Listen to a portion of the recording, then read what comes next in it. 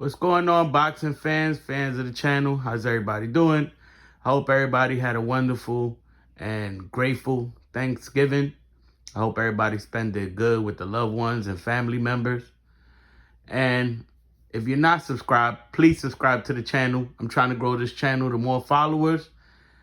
But as you can see who I got on the screen, I got Vergil Ortiz Jr.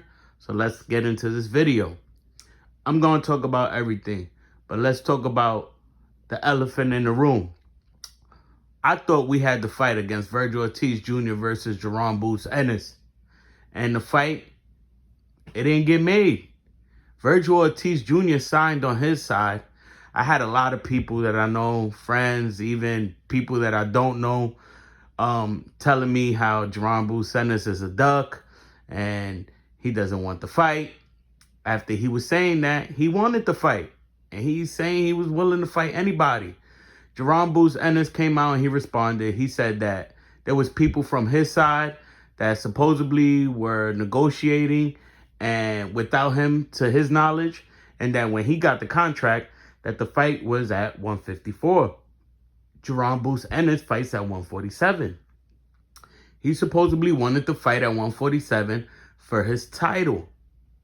But Vergil Ortiz Jr. doesn't fight at 147. Vergil Ortiz Jr. can't make 147. Vergil Ortiz Jr.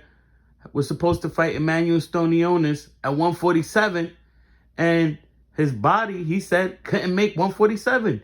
He had health problems. He said his body won't allow him to go to 147 and feel healthy. Now, what hurts me is that Jerome Boots Ennis has stated he is willing to go up to 154. He's willing to fight at 154. So I don't understand how Jerome Boots Ennis didn't take this fight at 154 and say, yo, let's go for it. This is a big money fight. This is a fight that you said you were willing to make happen. So on my side, I don't know what to say about it. I don't know if Jerome Boots Ennis still wants to, he still feels like he has unaccomplished work at 147 and he still wants to do a couple things at 147. But to me, it doesn't look good because you just had this guy sign his side of the contract.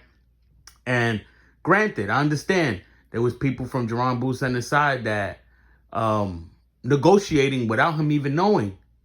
That's bad, you know? That'll rub anybody the wrong way. You're negotiating without me even knowing that you're negotiating a fight for me.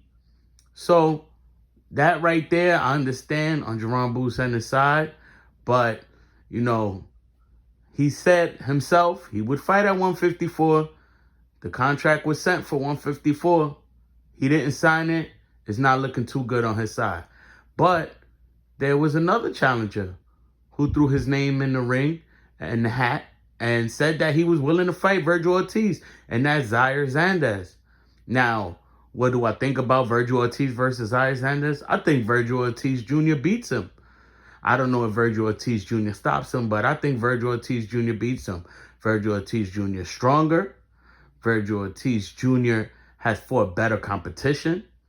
Now, this is boxing and anything can happen. And I feel Xander Zayas definitely can, you know, beat Vergil Ortiz Jr. He definitely can outbox him. And this is boxing again. Anything can happen. He could definitely land a punch, hurt Vergil Ortiz Jr., and get him out of there. We seen Vergil Ortiz Jr. get hurt and looked a little stunned. But nothing crazy, nothing where he hasn't recovered and been able to defeat his opponent. But I feel Vergil Ortiz Jr. is too much for Xander Zayas. Who would I like to see Xander Zayas fight before Vergil Ortiz Jr.? A name that he mentioned, Erickson Lubin. That'd be a good step-up fight for Xander Zayas to fight Erickson Lubin.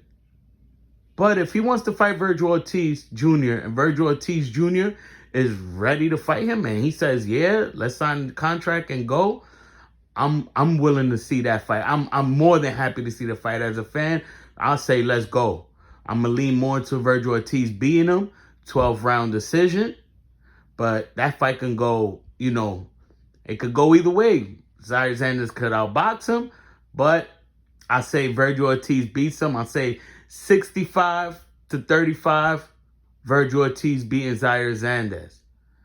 But like I said, I'm here for that fight, especially now with a lot of these young dudes. They want to call out guys that are more experienced than them, guys that are world champions, that have faced better competition than world champions. I think boxing has been slipping because there's too much protection going on. You got to let these young guys fight the more experienced guys, especially if they're going to call these guys out on social media and mention these guys' names and mention how they done sparred them. And I'm not talking about Vergil Ortiz, Xander. I'm just talking, what's just going on in the boxing. A lot of these young guys talk about they done sparred, the lights of whatever champion it may be and how they done got the best of them. So if they're willing to mention these people's names, we got to get these fights set up. Too much protection going on and talking about, oh, you have to build the guy to be a champion. No, let the guy fight. He gets experience. If he loses, you know what? He could fight again. He gets the experience and you keep building him up from there. But if he wins, guess what? Now his name gets to shine. Now his name gets to get thrown in there with other great fighters. We gotta stop, as boxing as a whole, it got to stop having this protection and, oh, we got to build him up. We got to wait 10 more fights before he could fight anybody. Well, the guy's been calling people out. The guy's been saying he sparred this champion and he could beat him. And he said he could beat that champion. That's why I tip my hat to David Benavidez for making that fight with David Morrell. A lot of people feel, oh, David Morrell's still green. He's not ready yet. You know what?